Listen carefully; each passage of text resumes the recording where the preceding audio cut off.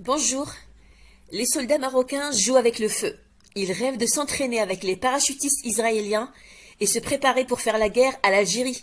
Je vous laisse regarder cette vidéo et n'oubliez pas de liker.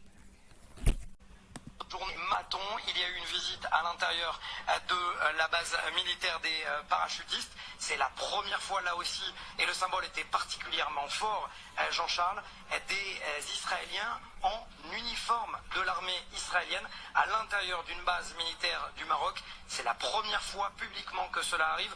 On a pu déambuler dans les hangars des parachutistes de la première division des parachutistes. Ensuite, il y a eu, alors là j'ai pu m'entretenir effectivement avec des soldats marocains en off, mais j'ai pu glaner certaines informations.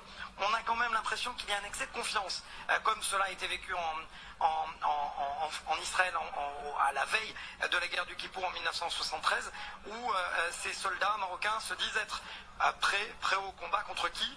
Contre l'Algérie. Ils sont remontés.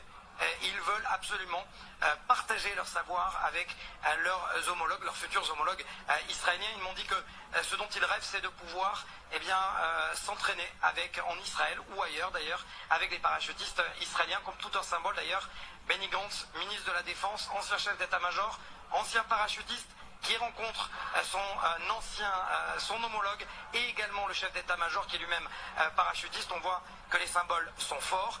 Il y a eu aussi une rencontre avec le chef des services secrets marocains. Là aussi, il a été question de stratégie. Et Jean-Charles, on a pu glaner aussi des informations du côté du conseiller à la sécurité et à la défense du ministère de la Défense, Zohar Palti, qui nous a dit que des générations et des générations avant lui sont venus en Israël, mais là, ils étaient comme undercover, c'est-à-dire que personne ne savait qu'ils étaient là, et aujourd'hui, cette relation est mise au grand jour. C'est ça, finalement, la réalisation des accords d'Abraham. J'ai pu m'entretenir également avec Meir Ben Shabbat, l'ancien l'ancien conseiller à la sécurité nationale. Lui-même m'a dit que cette visite de Benny Gantz, c'est la concrétisation, finalement, d'une relation qui a commencé par la politique, par la diplomatie, et qui se termine de la plus belle manière par la sécurité.